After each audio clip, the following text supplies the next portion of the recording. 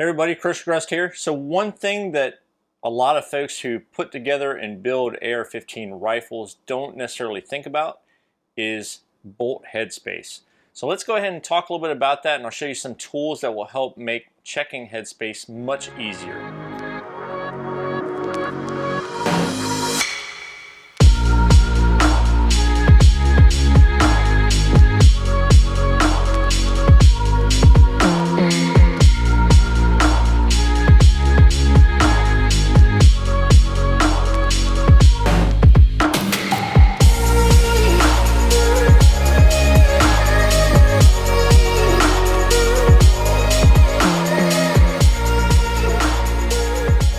So thanks to everybody for tuning in today's video. So this is a little bit different than my standard video doing a review or that sort of thing.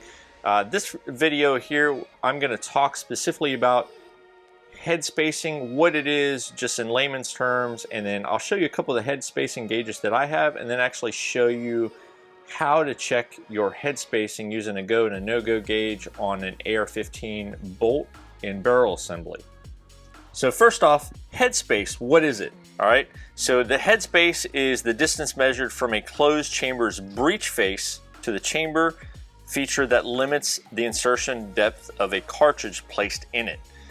Okay, so what this basically means is it's the amount of room between the bolt face and the end of the chamber that the case itself fits. So what happens if your headspace is out of tolerance? Okay, so there's a few things that can happen actually from your headspace being out of tolerance. If there's too much space in that area that your case fills up, whenever you fire your round, the pressures associated with the brass case causing it to expand, if there's too much area for it to expand, it can actually cause a case rupture. So a case rupture could be a case head separation or just a rupture in the case. And this of course can cause some catastrophic damages to the firearm and also injury to the individual. So these reasons for one are one reason you want to check your headspace. So too loose headspace is definitely a recipe for disaster. Now on the other side of the spectrum, you can also have too tight of a headspace. So with too tight of a headspace, it's going to cause issues with your bolt actually being able to totally lock into place into the chamber. Okay, and this is very evident the first time you try to chamber a round, or could be very evident. And of course, this varies on manufacturers and ammo manufacturers, but everything should be made to SAMI specifications as far as ammunition manufacturer. But sometimes bad things slip by. But regardless of that, too tight of a headspace or too loose of a headspace is definitely something that you want to watch out for and try to avoid at any cost.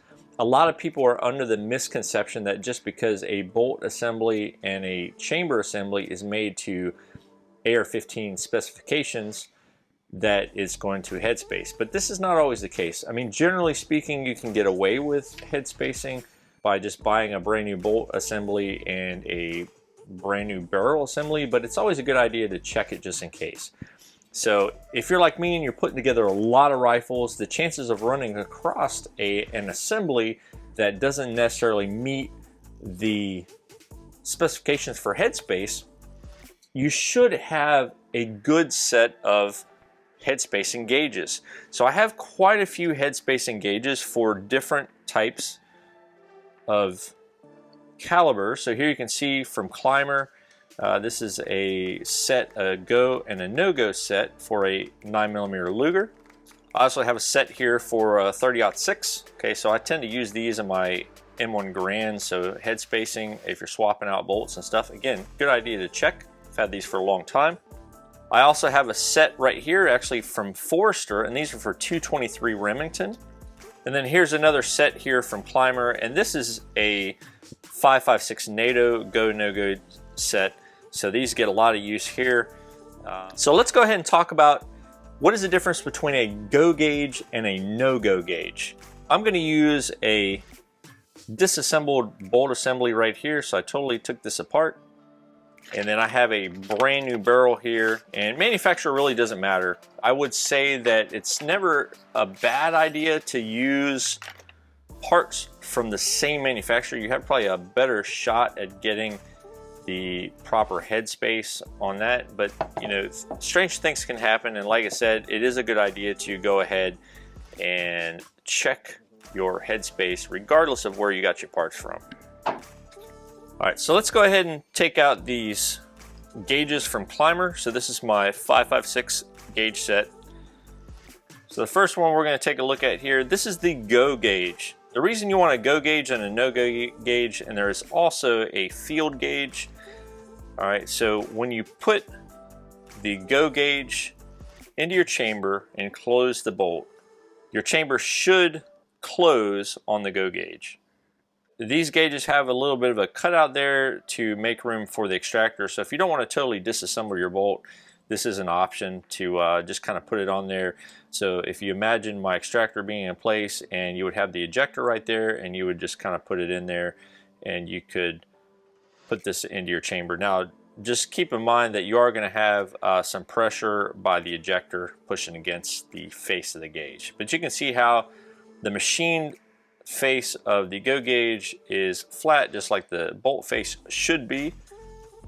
You take your chamber, and this bolt assembly should be able to close and lock up on the Go gauge, and it does. It closes up on the Go gauge with no issues whatsoever. So again, take that out, and never ever ever should you force the gauge into the chamber. You risk the chance of potentially damaging the chamber. So here is the No-Go gauge. The idea on this, and they give you the measurements of this, the No-Go gauge, when you put your bolt into your chamber, it should not close on the No-Go gauge. If it does, then your chamber is too loose. So I'll go ahead and put this in here, and it will definitely not close on this. So I would say with this bolt face and with this chamber, my head spacing is perfectly correct. Now, if you change out the bolt, you would have to recheck the compatibility between the bolt itself as well as the chamber of your barrel assembly. So I'll go ahead and throw this tool into the screen here. So this is actually a AR-15 bolt assembly ejector removal. So this makes it really easy to compress the ejector so that you can knock out the roll pin. So you basically, and it has a hole for the roll pin itself. Kind of put this guy in place, and then you screw this down. It compresses the spring for the ejector, and then you can see the hole through there. You can actually knock that out. So this I got over from Brownells, along with all of these other head spacing gauges.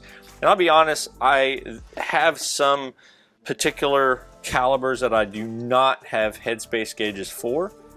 I try to keep the ones on hand that I'm using most frequently, which is of course with an AR is going to be 5.56, 223, and then 9mm. I have a ton of 9mm stuff, and then the 30-06 I got way back when I was doing a project on one of my M1 Grands. I was swapping different bolts and trying to make it correct. Wanted to make sure my head spacing was the way it was supposed to be. Okay folks, so I hope this video proved to be helpful to you guys as far as understanding what it means to check the headspace of your rifle, specifically AR-15 barrel and bolt assembly. If you are looking to pick up any of these tools I showed in this video, or any other parts and supplies for putting together your next project rifle, please follow my Linktree link down below in the description box, and head over to my friends over at Brownells, and you can pick up an assortment of head spacing gauges, barrels, bolt assemblies, anything you can think of for a firearm, specifically an AR-15 rifle. Brownells has it. And I appreciate everybody watching and subscribing, and I'll catch y'all in the next video. Y'all take it easy.